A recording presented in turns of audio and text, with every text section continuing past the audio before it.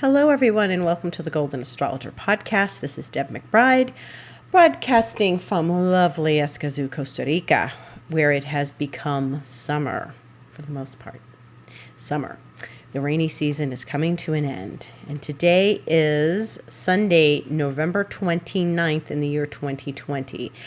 And it really is the end of the year, which is pretty unbelievable. It is the end of the year. So we have 1 month left, and that month starts on Tuesday, and it is December 1st. And in the meantime, the big news is we are in the middle of an eclipse. So this is the first eclipse of this particular eclipse season. The eclipse occurs in the wee hours between today and tomorrow, Monday the 30th. Now, depending on where you live, of course, you might be able to see it or not. And if I was awake in the middle of the night tonight, which I hope I'm not, I should be able to see it because North and South America are getting a view of it. But it occurs at 4:30 a.m. Eastern Time, so that's 3:30 here. And, if you stay up late on the Pacific coast of the United States, you might be able to see it. But in any event, it occurs at 8 degrees of Gemini. It's a full moon. It's a lunar eclipse. And this is really the big event of the week. And it ends November. Tomorrow's the 30th. So this is lunar, meaning the sun and the moon are in opposition. And the sun is at 8 degrees of Sagittarius, and the moon is at 8 degrees of Gemini. And if you have anything in your chart that is at those degrees, then you are going to feel this, probably more than everybody else. So if you are particularly sensitive to full moons, meaning that maybe you were born on a full moon, then you are going to feel this as well. If you are a Gemini or a Sag or a Pisces or a Virgo, this is an eclipse in mutable signs, and it's definitely something where you are going to get a sense of, the emotional impact of the eclipse. So it's important to pay attention, as this is something, we haven't had eclipses in a few months. We don't have them very often, although this seems like we just had them yesterday because there were 3 of them in June and July. And so here we are at eclipse, and the eclipse season officially opened with the new moon 2 weeks ago. Now, eclipses, since this is a full moon, yes, it's usually endings of things, like we start something at a new moon, we finish something at a full moon, but this eclipse is a north node eclipse, meaning the north node is in Gemini and the south node is in Sagittarius. And so what's doing the eclipsing is it's the moon that's getting eclipsed, and so it's not a solar eclipse, which is in 2 weeks. That's a south node eclipse, and it's closer to the node. So that's far more powerful than this eclipse. But that doesn't, mean to disparage this eclipse at all. We are having an eclipse, and it's powerful, and it's intense. So emotions run high. Since it's in Gemini, it's ruled by Mercury. Thoughts run high. It is something where we feel like our mind might get a little out of control. We want to just be aware of our thoughts, be conscious of our thoughts, and be focused on just kind of keeping our emotions to a level at which they are positive and idea-oriented and epiphany-oriented. Gemini is an air sign, as we've discussed, and it is ruled by Mercury, which right now is in Scorpio and will stay in Scorpio until Tuesday when it goes into Sagittarius. So this is something where, thoughts may be intense and good. Maybe you should do something intense. Maybe you should have an intense meditation. Maybe you should have a powerful meditation. Maybe you should do some writing. Maybe you are working on something that is very wordy or verbal, or something that you need to articulate, like a speech or a presentation or a novel. It is important to pay attention to how your thoughts are running. And if your thoughts are running a little negative, you want to clean that up. It's a good time to clear those things out. Now, when I say this is a North Node eclipse, this is about something we want to feel fulfilled about, whereas the South Node is ending something. The North Node is where we might have a new beginning, a new start, something new, something that we initiate, and it's something fulfilling, as opposed to the South Node where we are going to feel like we want to grab and hold on to something, or something's being ripped away from us and we have to kind of adjust to whatever that might be. But if this is, in your chart in a positive way, then you should experience some positive, events, one would hope. Eclipses always bring emotions to the table. I have said this time and again. And that means that whatever's lurking under the sofa now comes out on the coffee table.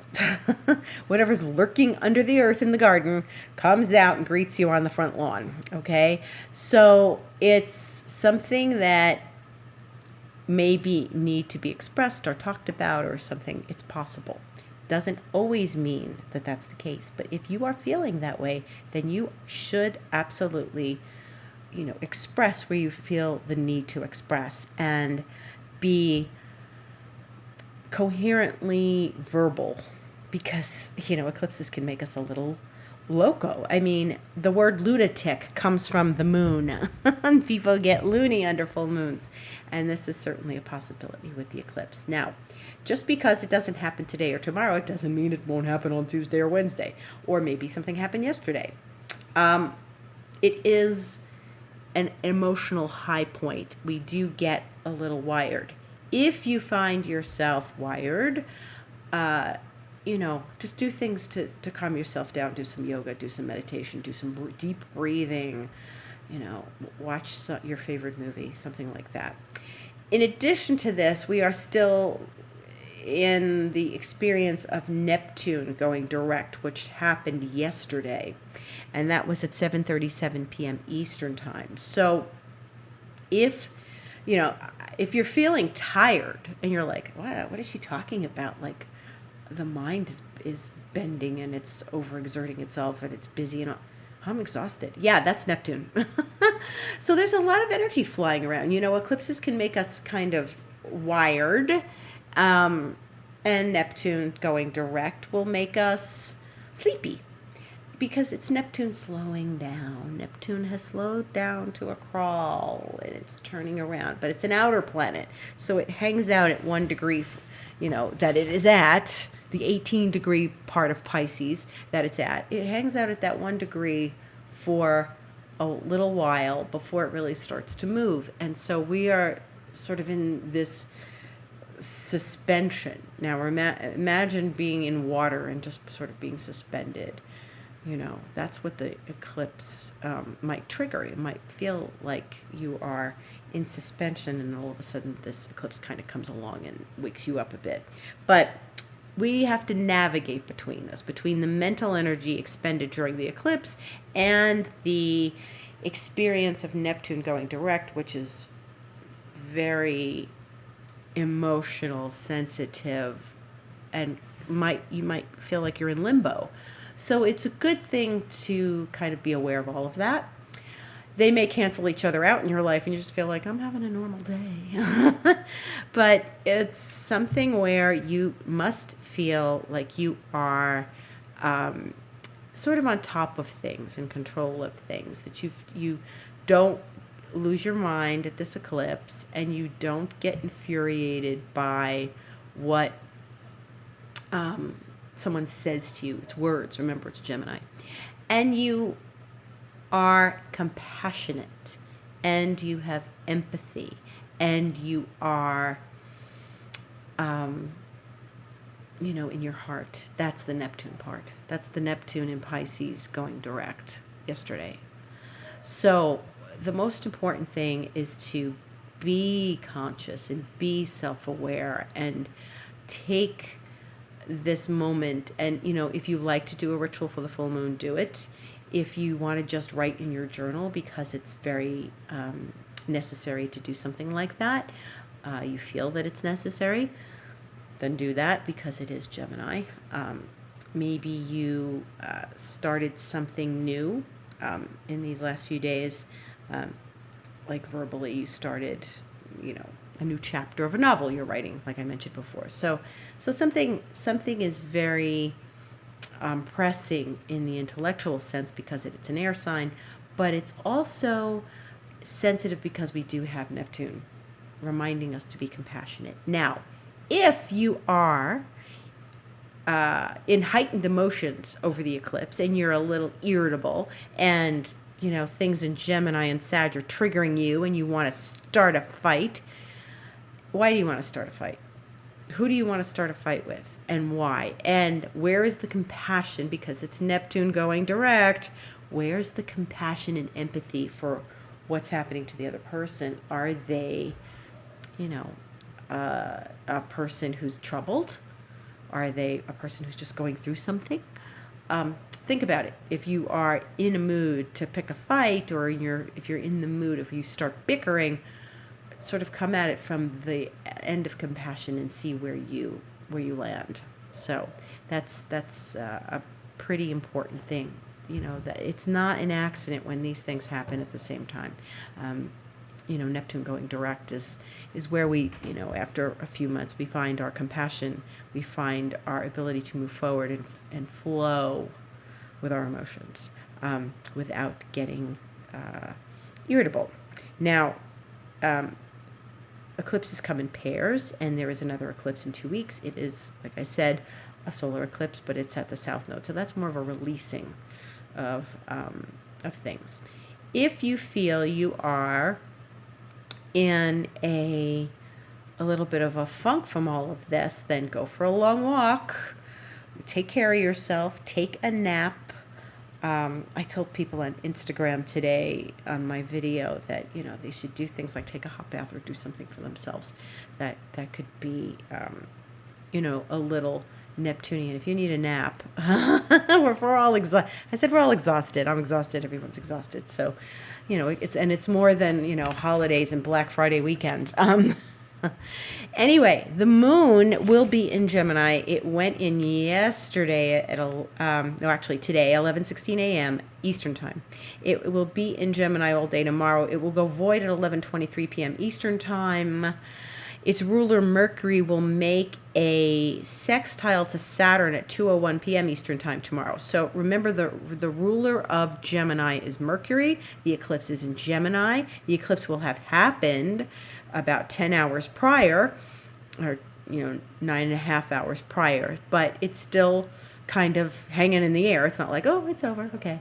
And Mercury is sextiling Saturn. Now that's a good thing because Saturn is stability and Mercury is very much, it can be wild, but it's in Scorpio, so it's deep and penetrating. And the fact that it is making this smooth aspect, which is what a sextile is, a 60-degree aspect to Saturn, means that we can become grounded easily. So I think it's a good thing. Mercury is doing a nice thing with Saturn. It's not like, ooh, Mercury's fighting with something. It's not. It's doing a good thing with Saturn, and it's in a place in the zodiac which is deep and thoughtful and penetrative. And so I think it's positive for the eclipse. I think it's good because we don't feel like we're in a place of irritability or anything. The moon goes into Cancer on Tuesday. But here's the crazy thing. It's void 11:23 p.m. on Monday. Okay? 11:23 it goes void. It doesn't go, that means it's still in the sign of Gemini, but it doesn't go into Cancer till 10:33 p.m. on Tuesday, which means that is nearly a 24-hour void. That's a 23-hour void. The moon is void all day Tuesday. Okay, so PM, not AM, PM. The moon is void. So it gives us a chance to take a nap after the eclipse. It's, it's in Gemini. And the last aspect it's going to make is squaring Neptune, the moon. So this can be a sleepy eclipse if you want it to be. So, and then the moon goes into its own sign of Cancer at 10:33 p.m. Tuesday. It will be in Cancer on Wednesday and Thursday and go void at 5:29 a.m. Friday in the sign of Cancer. That's all Eastern time. So it's a long time in Cancer this week. Most of the week it's in Cancer. And then it goes into Leo on Friday at 7:53 a.m. Eastern time. Now, what's going to happen is the moon, after it makes this eclipse in Gemini, is then going to go into Cancer, but oppose the Capricorn planets. And I've said this 10,000 times.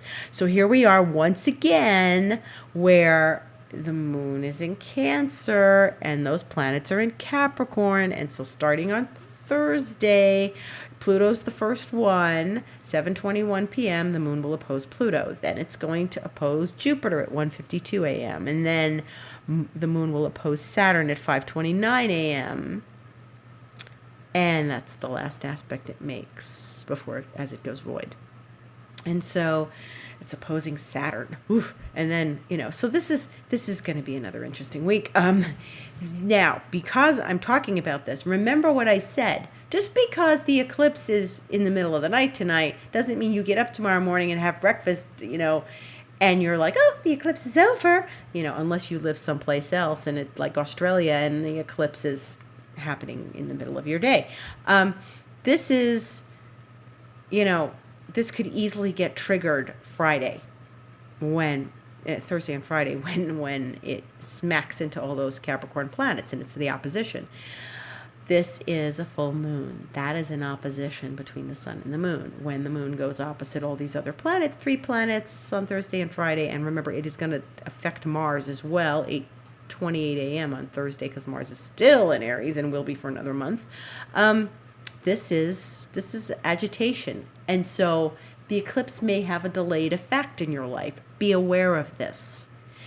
Be a good bunny all week.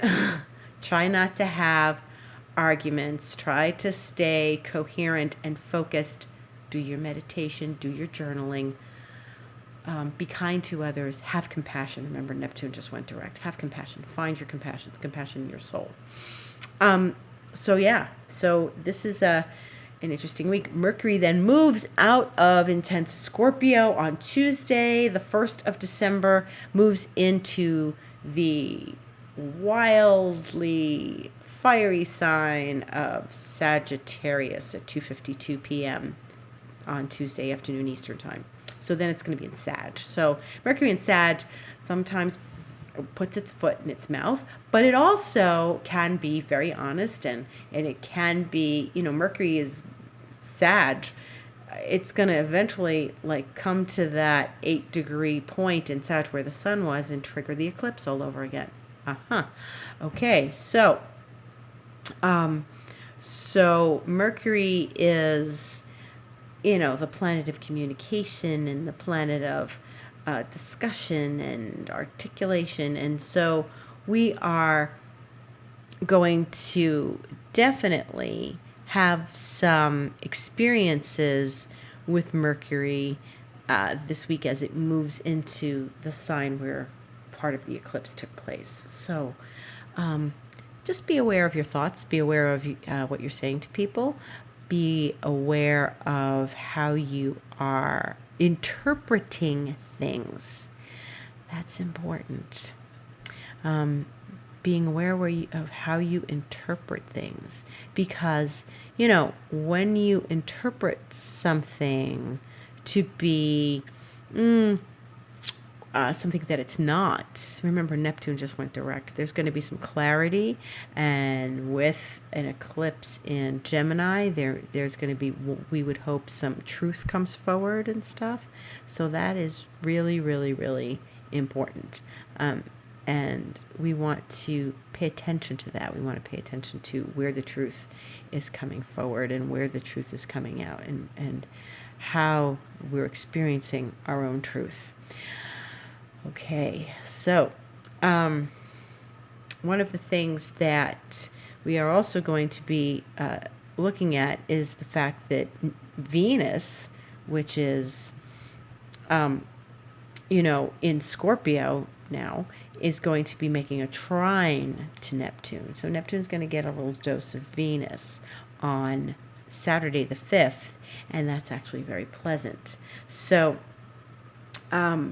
Venus is, speaking sweetly to the higher octave of Venus, which is Neptune, and that's so. There's a lot of compassion in the air as we experience these eclipses, and when we do, have this event, just,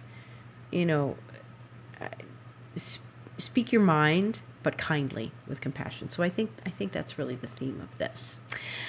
Otherwise, Mars is starting to move. It's starting to move forward. It's not at 15 anymore, where it's been for weeks and weeks and weeks. It's at 16 Aries, and it's going to really start to actually move again.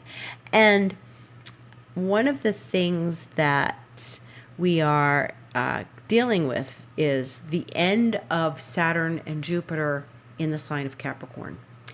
And it's really important to pay attention to this because we are ending a big, big cycle. And Saturn is currently at 28 degrees of Capricorn. And that means it's got 2 degrees or a little less than 2 degrees to go before it enters the sign of Aquarius. Jupiter is behind Saturn at 25, almost 26 degrees of Capricorn. And it's now moving away from Pluto, where it's been conjunct 3 times. And Saturn and Jupiter in a few weeks are going to go into Aquarius. Now, Saturn's already made that visit earlier this year, but Jupiter has not. And this is the first time in 12 to 13 years that Jupiter is going into Aquarius. We are ending an era, and I receive, one of the astrological newsletters I receive is from a website called astrodienst.com. They're European astrologers, and I've subscribed to their newsletter for a while. It's a very good website to get reports, and high quality, well-educated academic astrologers write for their website, and people who are very well known in the astrological community, such as Liz Green. And so I got their newsletter this morning, and they always have a monthly newsletter where there's a section called the quality of time, and the current quality of time. And they are talking about the month of December and how we are really coming to the end of something very important. We are starting a whole new cycle of history, of life, as Saturn and Jupiter move into Aquarius and have that conjunction on the 21st of December, which is the winter solstice in the northern hemisphere. This is going to be, I'm going to be talking about this a lot because this is a major, major event. So in this, what I've called the unstoppable year of 2020, we are now moving into December, and the aspects just don't stop. We are having that solar eclipse on the 14th. We are having the solstice as always, but we're having Jupiter and Saturn, and Mars is going to come to Pluto. Remember, Mars came to all those planets in Capricorn for the first time. It squared them all in August. So we're ending a story on the 23rd of December. We're ending a story that started in August. And Jupiter and Saturn are conjunct on the 21st, and this is something very powerful. And I've said this before, and I will tell you again that this is what's known as the Great Conjunction. In all of astrology, this is called the Great Conjunction. And it only happens once every 20 years. And we're going to talk about this a lot because we're already starting to feel it. So as we come to a place where we are experiencing something profound in these next weeks, watch for this. I really feel the energy shifting profoundly. This is something huge. So they said for the first time in a few hundred years that the Saturn Jupiter is occurring in an air sign. And one of the things that we are experiencing here is that this is the theme. The themes that we have experienced for many years of Saturn, Jupiter has been in earth signs, and the conjunction's always been in earth signs, and now it's going into air. Air is about knowledge. And especially Aquarius, it's about innovation and sort of utopian ideals, and you might not feel it immediately. You're not going, well, my life hasn't changed. It's December 22nd. No, this is a long-standing experience, and you should look at the area of your chart where Aquarius is and what house that is. And if you have planets at 0 or the early degrees of Aquarius, and pay attention to that, because that is about where this is, the story behind the Saturn Jupiter for you is in that house. And whatever you have experienced is coming to a new era. We're ending something major right now, and we are starting something brand new. And Aquarius loves newness. Aquarius loves change. Aquarius, even though it's fixed, it wants its own kind of change. Innovation change. Changes that bring us a greater sense of knowledge, because that water bearer is always dispensing knowledge. This is where we start to talk about knowledge and ideas and innovations and where we start to experience a greater sense of mental capacity. Now, there are going to be people whose lives don't change, and these people want it that way. I have seen people over the years, many people, whether they're my client or a friend or a distant relative, whose life really doesn't change. And maybe that's the nature of their chart. Maybe that's their lifetime. Maybe that's what they chose for this lifetime. But we are globally, collectively at the end of an era. Now, usually, and I've said this before on this podcast and elsewhere, usually we are at a point with the Saturn Jupiter that something happens collectively that affects all of us, and it's the collective end of an era. So, when we had the Saturn Jupiter, or Jupiter Saturn, in May of 2000, that was the last time we had it 20 and a half years ago, May of 2000. And when that happened, there were a bunch of planets in Taurus. It was all in Taurus, and it was at the end of Taurus. And that was, right. So it wasn't exactly in that moment, that day or that month, but several months prior, we lost John F. Kennedy Jr. So that was the changing over of 1999 to the year 2000. We were changing centuries. We were changing the dynamics that had been the 20th century and moving into the 21st century. And the Kennedy family in the United States were like royalty. And their era was over. Everybody wanted to see JFK Jr. become president. Not everybody, but people who liked them and loved them and watched them and read about them. They were hoping that he would run for president and sort of restore some sort of faith lost when his father was assassinated and his uncle was assassinated. And that didn't happen. And Saturn and Jupiter usually indicate the death of an old monarchy. It doesn't have to be a real king or queen. It could be somebody who represents that to your society. Or it's usually a collective feeling. It's often someone who's adored. He was someone, I can't speak for the entire world, of course, but he was somebody who was generally very liked. He was not a bad guy. And I've never heard anybody say, "Oh, I hated that guy." No. And then 20 years prior, in 1980, there was the conjunction, and John Lennon passed away. And John Lennon had the Saturn Jupiter in his chart because he was born in 1940.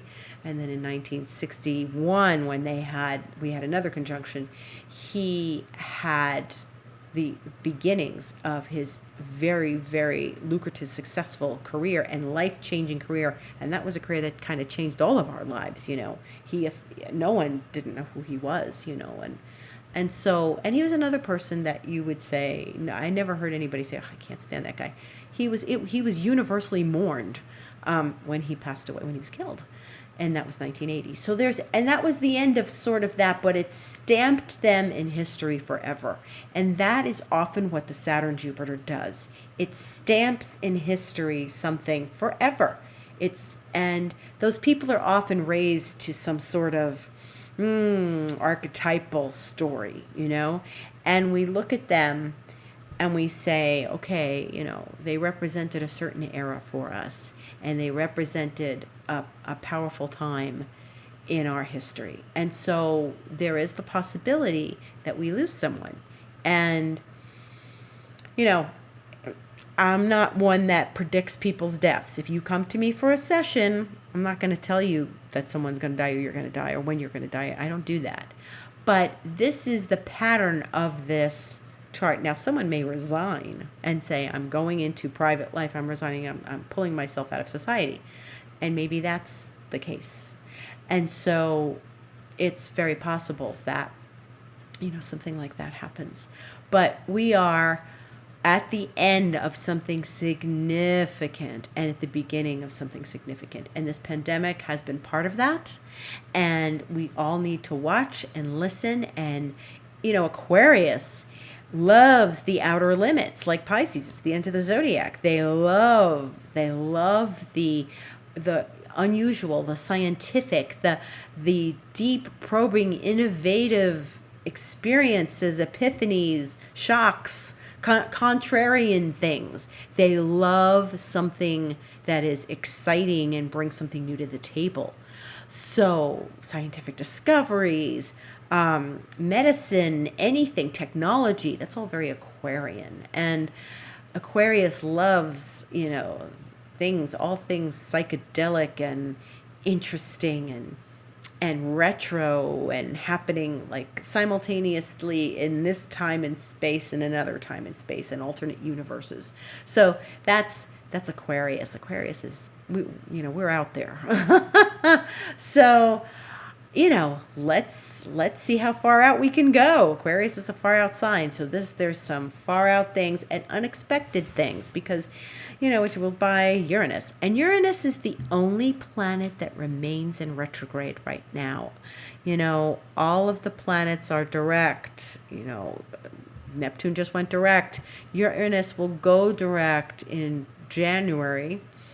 And that's going to be another whole thing, but we're not there yet. So let's just focus on, it's still the end of November and we still have an eclipse tonight. So, getting us psyched up for this great conjunction on the 21st of December. So we're going to talk more about that. In the meantime, I'm Deb McBride, and this is the Golden Astrologer Podcast.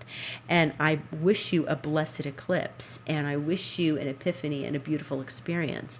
And I wish you many divine blessings. And I hope wherever you are, maybe you can see the eclipse and it brings something wonderful into your life. And I give sessions, astrological consultations, and if you would like to hire me for that, you are more than welcome to go to my website, thegoldenastrologer.com, click on Book Online, and you will see that list of services. My Instagram is The Golden Astrologer, and I put videos up on The Golden Astrologer Instagram. I have Twitter at Deb Astrology, and I'm here on this podcast every Sunday evening. And please, please, please write to me if you have questions, if you have comments. I'm also on YouTube at The Golden Astrologer, but a lot of those videos are ones I shoot for Instagram, but I do put other things up there.